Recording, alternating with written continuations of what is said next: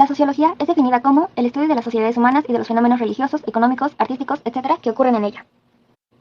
A esto también podemos analizar cómo este concepto no ha sido estático a lo largo de la historia y cómo ha modificado su forma de estudio, así también las cosas que propone. A base de eso, analizaremos la transformación de la sociología, las propuestas y los contextos sociales que protagonizaron un papel importante en la formación de dicha ciencia.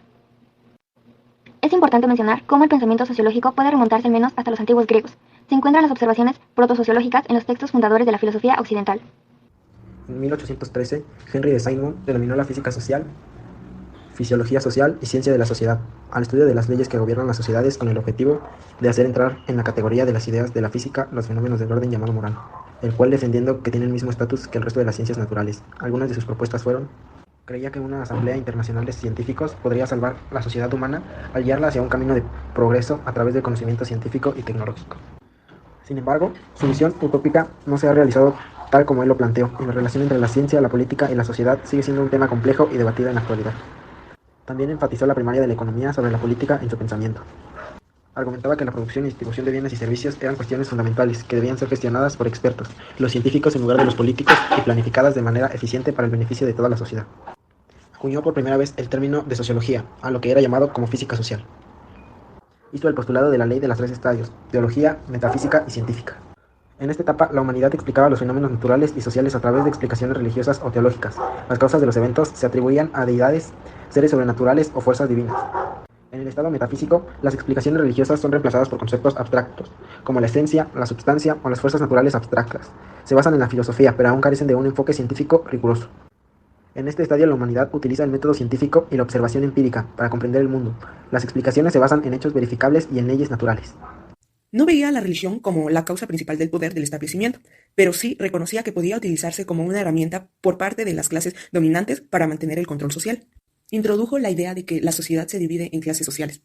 Argumentaba que la lucha de clases entre la burguesía y el proletariado era una característica inherente del capitalismo. Esta lucha se basaba en la explotación económica, ya que la burguesía obtenía ganancias a expensas del trabajo de los trabajadores. Marx creía que esta lucha de clases conduciría finalmente a una revolución proletaria en la que el proletariado derrocaría a la burguesía y establecería una sociedad sin clases, esto conocido como el consumismo. Popularizó la expresión la supervivencia del más apto. Al aplicar los principios de la selección natural de Darwin al ámbito social y humano, argumentando que los individuos y grupos más aptos deberían prosperar en la sociedad. Esta expresión se asocia frecuentemente con él, aunque originalmente fue acuñada por el naturalista británico Charles Darwin en su teoría de la evolución por selección natural. Creía en la idea de que el universo y la sociedad funcionan dentro de ciertas leyes naturales que pueden ser comprendidas a través de la ciencia y la educación. Abogaba por la observación sistemática y la investigación empírica para comprender cómo funcionan las sociedades y cómo se pueden abordar los problemas sociales. Fue una defensora de los derechos de las mujeres y una crítica social, escribiendo sobre cuestiones como la esclavitud, la religión y la política. Desarrolló la visión de que las multitudes no son la suma de sus partes individuales. Argumentaba que cuando las personas se unen en una multitud, experimentan una transformación psicológica que los lleva a comportarse de manera diferente a como lo harían individualmente. Gracias a los factores que se presencian en las multitudes, tales como el anonimato, el contagio psicológico y la mentalidad de la multitud. Argumentaba que la sociedad era más que simplemente la suma de sus individuos, y que tenía una existencia propia, una realidad social, que trascendía a los individuos que la componían. Esta realidad social incluía las normas, valores, creencias y prácticas compartidas, que unían a las personas en una sociedad. Para Durkheim, estas normas y valores eran parte de la conciencia colectiva, de la sociedad, y constituían una dimensión espiritual de la realidad social. La sociología académica, formal, comenzó cuando Durkheim estableció el primer departamento europeo de sociología, en la Universidad de Burdeos de 1895. Estaba interesado en cómo las interacciones sociales, las redes sociales y las relaciones personales influyen en la vida de las personas y en la sociedad en general. Simmel analizó las diferentes formas en las que las personas interactúan socialmente, desde las interacciones cara a cara hasta las conexiones en redes sociales y más amplias. Si bien no utilizó el término redes sociales en el sentido moderno, Simmel exploró cómo las relaciones personales se entrelazan en estructuras de redes complejas, y cómo estas redes pueden tener un valor social y personal. Su trabajo destacó la importancia de sus conexiones sociales en la vida cotidiana. Abogó por el método de comprensión. Esto implica que los sociólogos debían esforzarse por comprender las acciones y motivaciones humanas desde el punto de vista de las personas que las realizaron. Inició teoría sociológica de la acción social, la cual se basa en la idea de que las acciones humanas tienen significado y propósito, y que la sociedad debe esforzarse para comprender este significado subjetivo. Enfatizó la importancia de una ética de la ciencia en la investigación sociológica. Argumentaba que los sociólogos debían esforzarse por ser objetivos y no permitir que sus propias creencias y valores influyeran en sus investigaciones. También abogaba por la investigación empírica y la recopilación de datos concretos para respaldar las teorías sociológicas. Esto contribuyó a la creación de una base de evidencias empíricas sólida en la sociología. Plantea que no hay aprendizajes estrictamente psicológicos, sino aprendizajes sociales.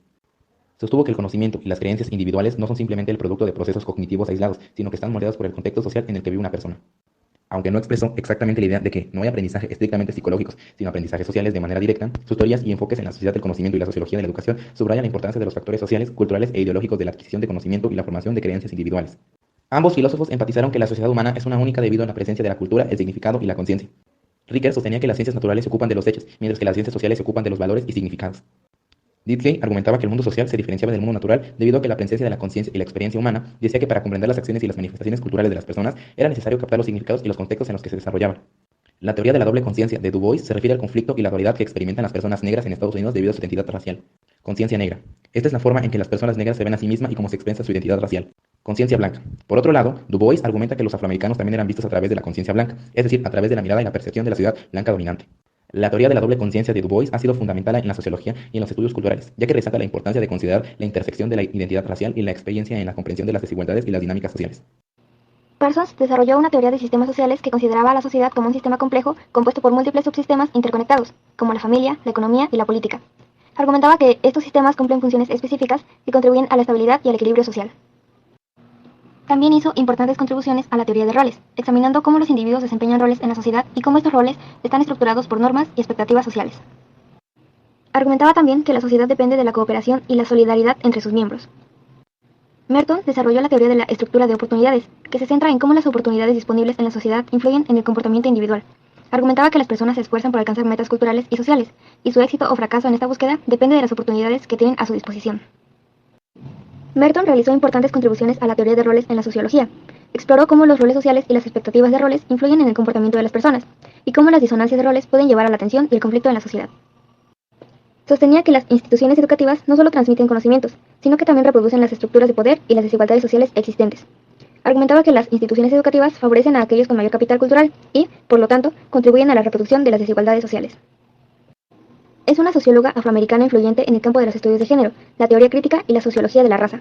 Sus contribuciones se centran en el análisis de la intersección de la raza, el género y la clase social, así como en la importancia de la cultura de las mujeres afroamericanas. Ha sido una figura influyente en la sociología y los estudios de género por su trabajo en la intersección de la raza, el género y la clase social. Es una socióloga y académica neerlandesa de origen estadounidense conocida por su trabajo en la sociología urbana y la teoría de las ciudades globales. Uno de los conceptos más influyentes desarrollados por Cezanne es el de la ciudad global.